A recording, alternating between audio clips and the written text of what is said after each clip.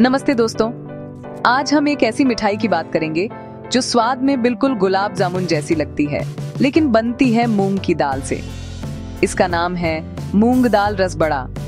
यह एक पारंपरिक भारतीय मिठाई है जो अपनी सादगी और लाजवाब स्वाद के लिए जानी जाती है। सोचिए, एक ऐसी मिठाई जो मुलायम हो, रस से भरी हो और मुंह में जाते ही घुल जाए। रसबड़ा बिल्कुल वैसा ही है।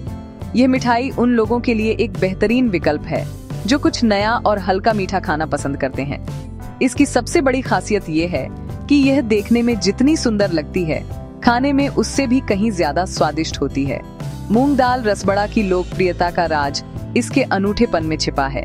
आमतौर पर जब हम रसीली मिठाइयों के बारे में सोचते हैं तो हमारे दिमाग में मावा या खोया से बनी मिठाइयों का ख्याल आता है, लेकिन रसबड़ा इस धारणा को पूरी तरह बदल देता है। ये सिर्फ मूंग की दाल, चीनी और कुछ सुगंधित मसालों से तैयार होता है। इसका स्वाद इतना लाजवाब होता है कि खाने वाला यह अंदाजा भी नहीं लगा पाता कि इसमें मावा का इस्तेमाल हुआ ही नहीं है।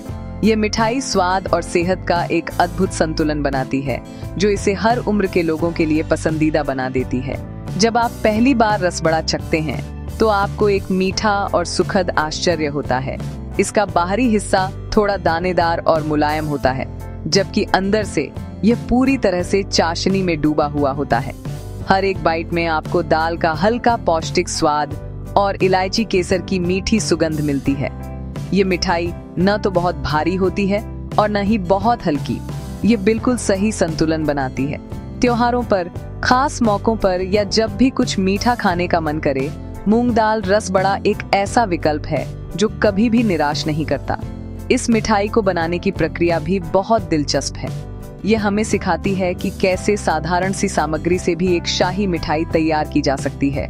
भीगी हुई मूंग दाल को पीसकर, उसे अच्छी तरह फेंटकर और फिर सुनहरा होने तक तलकर इसे बनाया जाता है। इसके बाद इन बड़ों को मीठी चाशनी में डुबोया जाता है, जहां वे धीरे धीरे रस को सोखकर मुलायम और रसीले हो जाते हैं। यह प्रक्रिया थोड़ी मेहनत और धैर्य की मांग करती है, लेकिन इसका नतीजा इतना शानदार होता है कि सारी मेहनत सफल हो जाती है। घर पर बनी इस मिठाई की बात ही कुछ और होती है। मूंग दाल रसबड़ा का स्वाद अक्सर लोगों को गुलाब जामुन की याद दिलाता है, और यही इसकी सबसे बड़ी खूबी है। जब आप इसे खाते हैं तो आपको वही मुलायम बनावट और मीठे रस का अनुभव होता है जो गुलाब जामुन में मिलता है। लेकिन यहाँ एक बड़ा अंतर है, इसमें मावा या खोया बिल्कुल भी नहीं होता है। यह बात इसे उन लोगों के लिए एक बेहतरीन विकल्प बनाती है जो मावा की भारी मिठाइयों से बचना चाहते हैं या जिन्हें लैक्टोज से समस्या है। इसका स्वाद मूंग दाल की हल्की मिठास और पौष्टिकता से आता है, जो इसे एक अनोखा और यादगार जायका देता है। अब आप सोच रहे होंगे कि बिना मावा के यह इतना स्वादिष्ट कैसे बनता है। इसका राज दाल को फेंटने की कला में छिपा है। जब भीगी हुई मूंग दाल को अच्छी तरह से पीसा जाता है और फिर उसे एक ही दिशा में लगातार फेंटा जाता है तो उसमें हवा भर जाती है। इस प्रक्रिया से दाल का मिश्रण एकदम हल्का और फूला हुआ हो जाता है। जब इन हल्के फुल्के बड़ों को तेल में तला जाता है तो वे अंदर से खोखले और जालीदार बन जाते हैं। यही जालीदार बनावट उन्हें चाशनी को अच्छी तरह से सोखने में मदद करती है, जिससे वे अंदर तक रसीले और मुलायम हो जाते हैं। रसबड़ा बनाने के लिए बहुत ही साधारण सामग्री की आवश्यकता होती है, जो हर भारतीय रसोई में आसानी से मिल जाती है। आपको चाहिए media group yellow moong dal, soaking in water in a glass बोल, क्लोज अप ऑफ सोक्ड मूंग दाल इन अ बोल एज टोका डिस्ट्रीब्यूट इक्वली, पीली मूंग की दाल जिसे कुछ घंटों के लिए भिगोना होता है, चाशनी बनाने के लिए चीनी और पानी, स्वाद और सुगंध के लिए हरी इलायची का पाउडर और कुछ केसर के धागे, तलने के लिए घी या तेल। हालांकि घी में तले हुए रसबड़ों का स्वाद और भी लाजवाब होता है। बस इतनी सी सामग्री से आप एक ऐसी मिठाई बना सकते हैं जो किसी भी शाही दावत की शान बढ़ा सकती है। इसकी बनाने की विधि भी बहुत सीधी और सरल है। सबसे पहले भीगी हुई दाल को बिना पानी के या बहुत कम पानी के साथ दरदरा पीस लें। फिर इस पेस्ट को एक बड़े कटोरे में निकालकर अच्छी तरह से फेंटें जब तक कि यह हल्का और फ्लफी ना हो जाए।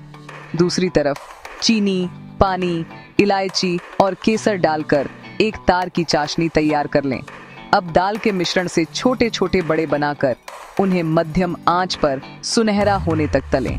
तले हुए बड़ों को सीधे गर्म चाशनी में डालें और उन्हें कम से कम 3 से 4 घंटे के लिए भीगने दें ताकि वे अच्छी तरह से रस पी लें। मूंग दाल रसबड़ा सिर्फ स्वाद में ही बेहतरीन नहीं है, बल्कि यह सेहत के लिए भी एक अच्छा विकल्प है। इसका मुख्य घटक मूंग की दाल है, जो प्रोटीन का एक बहुत अच्छा स्रोत मानी जाती है। प्रोटीन हमारे शरीर की मांसपेशियों के निर्माण और मरम्मत के लिए बहुत जरूरी होता है। इसलिए यह मिठाई उन लोगों के लिए भी अच्छी है जो अपनी सेहत का ध्यान रखते हैं, लेकिन कभी-कभी मीठा खाने की इच्छा को रोक नहीं पाते। मावा या मैदे से बनी मिठाइयों की तुलना में यह पचने में भी बहुत हल्की होती है, जिससे इसे खाने के बाद भारीपन महसूस नहीं होता है। यह मिठाई हर अवसर के लिए एकदम उपयुक्त है। चाहे होली हो, दिवाली हो या कोई पारिवारिक उत्सव, आप मूंग दाल रसबड़ा बनाकर मेहमानों का दिल जीत सकते हैं। यह एक ऐसी मिठाई है जो पारंपरिक भी लगती है और थोड़ी अलग भी। आप इसे किसी खास दावत के अंत में डेजर्ट के रूप में परोस सकते हैं या शाम की चाय के साथ एक मीठे नाश्ते के तौर पर भी इसका आनंद ले सकते हैं। इसकी सबसे अच्छी बात यह है कि इसे पहले से बनाकर रखा जा सकता है, जिससे त्योहारों की व्यस्तता में आपका काम थोड़ा आसान हो जाता है। मूंग दाल रसबड़ा बच्चों और बुजुर्गों दोनों को ही बहुत पसंद आता है। इसका कारण है इसकी मुलायम बनावट। यह इतना नरम होता है कि इसे खाने के लिए ज्यादा चबाने की जरूरत नहीं पड़ती, जिससे यह छोटे बच्चों और घर के बड़े बुजुर्गों के लिए एक आदर्श मिठाई बन जाती है। बच्चे इसके मीठे रसीले स्वाद के दीवाने हो जाते हैं, जबकि बड़े बुजुर्ग इसके हल्केपन और पौष्टिकता की सराहना करते हैं। इसमें तेज मसाले नहीं होते, बस इलायची और केसर की हल्की सुगंध होती है जो हर किसी को भाती है। इसके अलावा जब आप घर पर रसबड़ा बनाते हैं तो आप इसकी गुणवत्ता पर पूरा नियंत्रण रख सकते हैं। आप अच्छी क्वालिटी की दाल और तेल का उपयोग कर सकते हैं। साथ ही आप अपने स्वाद के अनुसार चीनी की मात्रा को भी कम या ज्यादा कर सकते हैं। जो लोग स्वास्थ्य के प्रति अधिक जागरूक हैं, वे इसे तलने की बजाय अप्पम पैन में भी बना सकते हैं, जिससे तेल का उपयोग बहुत कम हो जाता है। इस तरह आप बिना किसी अपराध बोध के इस स्वादिष्ट मिठाई का आनंद ले सकते हैं और अपने परिवार को भी खिला सकते हैं। हालांकि मूंग दाल रसबड़ा अपने आप में ही बहुत स्वादिष्ट होता है, लेकिन कुछ छोटे छोटे बदलाव करके आप इसे और भी लाजवाब बना सकते हैं। एक बेहतरीन सुझाव यह है कि दाल के पेस्ट में थोड़ी सी सूजी यानी रवा मिला दें। लगभग 1 कप दाल के लिए 1 चम्मच सूजी काफी होगी। सूजी मिलाने से बड़े तलते समय फटते नहीं हैं और उनका बाहरी हिस्सा थोड़ा और कुरकुरा बनता है, जो चाशनी में भीगने के बाद भी एक अच्छी बनावट बनाए रखता है। यह एक छोटा सा बदलाव आपके रसबड़ा के अनुभव को और भी बेहतर बना सकता है। एक और तरीका है जिससे आप इसके स्वाद को एक नया आयाम दे सकते हैं, वह है स्टफिंग। आप दाल के पेस्ट के छोटे छोटे हिस्से लेकर उन्हें चपटा करके बीच में बारीक कटे हुए मेवे जैसे पिस्ता, बादाम और चिरौंजी की स्टफिंग भर सकते हैं। फिर इसे बंद करके बड़े का आकार दें और तलें। जब कोई इन स्टफ्ड रसबड़ों को खाएगा तो उसे अंदर से मेवों का कुरकुरापन मिलेगा, जो मीठे और मुलायम रसबड़े के साथ मिलकर एक अद्भुत स्वाद पैदा करेगा। यह आपके मेहमानों के लिए एक सुखद सरप्राइज होगा और आपकी मिठाई को और भी शाही बना देगा। चाशनी के साथ भी आप कुछ प्रयोग कर सकते हैं। पारंपरिक चाशनी में इलायची और केसर तो डाले ही जाते हैं, लेकिन आप इसमें एक चुटकी गुलाब जल या केवड़ा एसेंस भी मिला सकते हैं।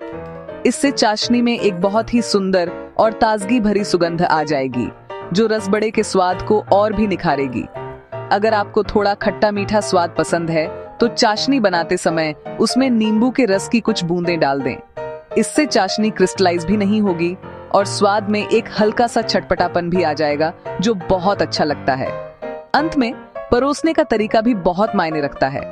रसबड़ा को हमेशा ठंडा करके परोसें, क्योंकि ठंडा होने पर इसका स्वाद सबसे अच्छा लगता है। परोसने से पहले इसे बारीक कटे हुए पिस्ता, बादाम और चांदी के वर्क से सजाएं। आप इसके ऊपर थोड़ी सी ठंडी रबड़ी डालकर भी परोस सकते हैं, जो इसे एक शाही डेजर्ट बना देगा। ये छोटे छोटे सुझाव आपके साधारण से मूंग दाल रसबड़ा को एक असाधारण मिठाई में बदल देंगे, जिसकी तारीफ किए बिना कोई नहीं रह पाएगा। तो अगली बार जब कुछ मीठा बनाने का सोचें, तो इस अद्भुत रेसिपी को जरूर आजमाएं।